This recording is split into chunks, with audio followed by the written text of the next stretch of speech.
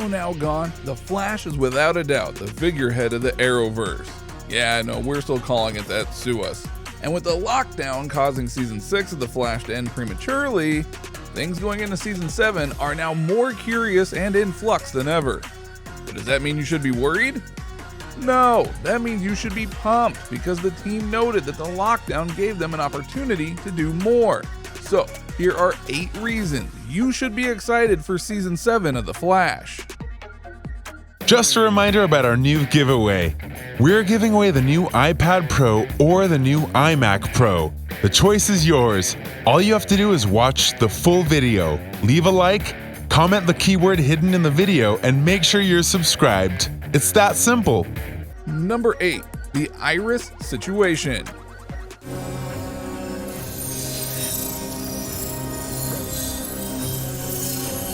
Without a doubt, the biggest reason to watch Season 7 of The Flash is because of how Iris West Allen is in arguably the worst position of her life. Yes, more than Savitar threatening to kill her and apparently killing her in the future. Yes, more so than Barry being locked away in the Speed Force, or even Barry dying in Crisis on Infinite Earths. Because she's trapped in the Mirrorverse, and the literal end of Season 6 was Iris going full mirror and vanishing from the world. There are many interpretations to what exactly happened here. Did she become another version of Mirror Master? Did she somehow merge with another layer of the dimension that we don't know about? Is the resonance of the world screwing with her in a way we didn't know possible? We don't know. And remember that we were supposed to get Iris back by the end of Season 6 before the lockdown. Then start a 3-episode storyline that would feature a certain beloved villain and create a rift of some kind with Barry and Iris, as Barry was living with Mirror Iris and didn't understand until the very end what was going on. Which, if we're being honest, we don't want. We don't want Barry and Iris to struggle more. They've struggled enough. Let them just have a happy marriage with the only stress put upon them is whether Barry will survive another villain encounter. We waited a while for Barry and Iris to get to where they are. Can we just have a season where their marriage goes smoothly? Is that just too much to ask? Yes. Yes, it is, because it's the CW, and as Arrow and many other shows have proven, destroying relationships is what they love to do. Just saying. Number 7, the HARTLEY-SAWYER situation. Huff? Is that really you? I thought I lost you. Going from the fictional world to the real one, this is one where it's not exactly right to say that we're excited about it, but rather we're curious as to how the Flash is going to work things out. Because if you somehow didn't hear, HARTLEY-SAWYER, the actor who has played the Elongated Man since Season 4, has been fired due to tweets he made before his time on The Flash against the LGBTQ+ community. While HARTLEY-SAWYER did apologize for what he had said in the past, the CW and the Flash team decided it was better for everyone involved and the fans at home to simply fire him and move on. But that begs the question, how are they going to move on? While Ralph Dibny, the Elongated Man, did not start out on the greatest of character arcs, seriously, he was pretty horrible, he grew to be a competent detective, and in Season 6, he had his biggest arc ever in regards to finding Sue Dearborn, his comic wife. The two quickly won over fans with their wit and banter, and many were shocked to see that Sue was framed for murder, setting up a great arc for the two with Season 7. But now that Hartley is fired, what are they going to do? Well, no one really knows. Are they simply going to recast Ralph and run with it?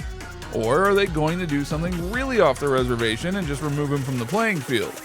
Both have pros and cons, but it's going to be interesting either way.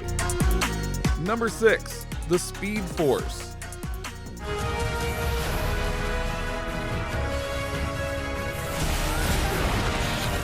The Flash dared to do something very different in Season 6. They had 2 graphic novel storylines. The first featured blood work and ended before Crisis on Infinite Earths. Then, as we would find out, Crisis actually ruined the Speed Force via the Spectre infusing his energy into it in order to save everyone and the multiverse at large. Good thinking at the time, but wow did that backfire in the end. Anyway, by the end of Mirror Arc, Barry's Speed Force is basically gone, and he's literally running on fumes with no clear way of getting it back. We know that they're trying to make their own artificial Speed Force like the way the Reverse Flash did, but will that happen quickly in Season 7? Or will they slow burn it in order to not just build up the drama, but build up the team? It's a curious thing for sure, and we're pretty excited. because obviously they can only pull the storyline once. Once the artificial speed force is up and running, there's no "it's gone again" arc that you can do, because that's just running in place. So no doubt they'll do a big aha episode and make fans understand how important this is. Many fans didn't like the death of the Speed Force arc as it limited the action of the series. But that just means it'll be fun when we get to say "Run, Barry, run!" all over again. Number 5, the Reverse Flash.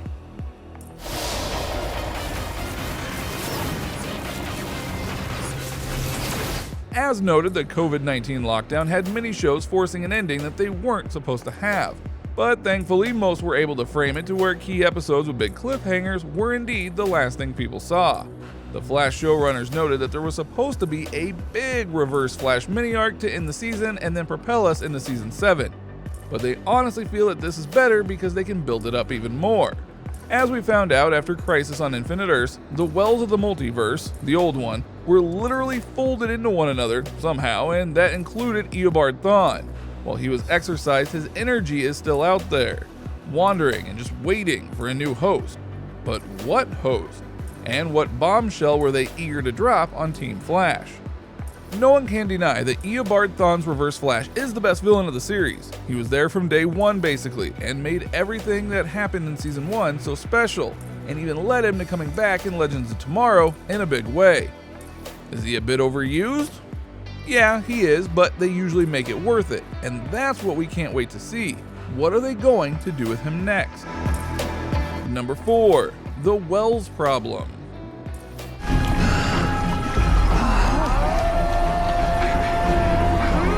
One of the greatest twists in Season 1 of The Flash is that Harrison Wells was Eobard Thawne, and that the real Harrison Wells died so that Thawne could take his place and make sure the Flash was born so that he could get back to the future. Comic book logic at work, I know, right? Anyway, since then, every season has had a new Wells, from Harry to Sherlock to the Council of Wells, and now Nash. Nash played a big part in Crisis, and also had a big storyline with Allegra. But does this mean that there won't be a new Wells in Season 7? More than likely, especially since the multiverse of Wells, insert water joke here, is now all in him. But that raises the question of, what does he do now? Continue to grow his relationship with Allegra? Does he just continue to be a swashbuckler on Team Flash? What will they have him do? It's unclear, but hopefully he won't just feel like an afterthought. Number 3, Mere Mistress. Wait, no. A little dizzy. It says a lot in our minds that we're nearing the end of the list, and we're only just getting to the big bad of the back half of Season 6, and the one that will return for Season 7, Mere Mistress. Eva McCullough was an odd person from the moment we met her in the back half of Season 6. You knew she was playing a game with Iris, but what? Little did we know just how bad and powerful she was. She is the first villain to truly survive past the season finale and not be caught. Ramsay Bloodwork is captured and thus doesn't count, and Thawne is, well, Thawne. By her own words, she has a world to fix, but fix it how? And with her now having 3 superpowered assassins at her beck and call and her own mere powers, she's not going to be easy to beat. How long will she last? What will her plans be for the world? How will Team Flash stop her? Mysteries abound. Number 2, the crossovers.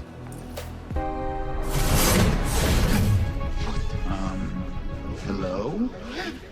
Okay, so obviously, Crisis on Infinite Earths was one of the biggest things ever done. Ever.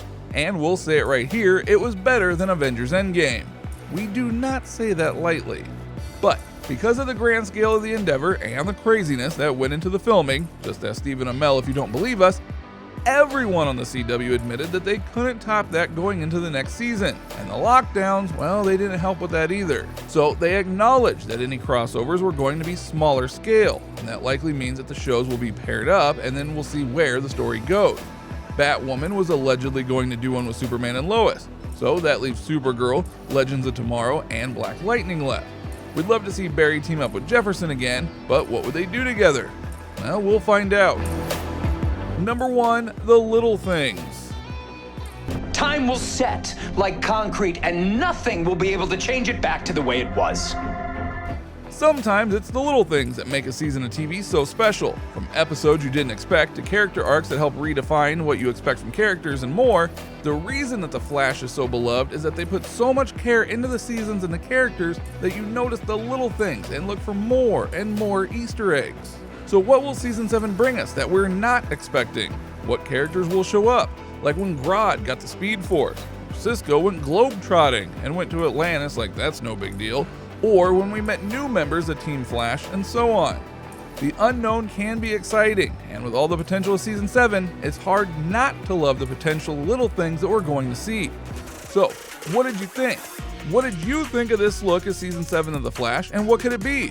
What are you most looking forward to in the upcoming season? Which characters do you hope break out in a big way? How do you think the villains will be handled, or even the heroes?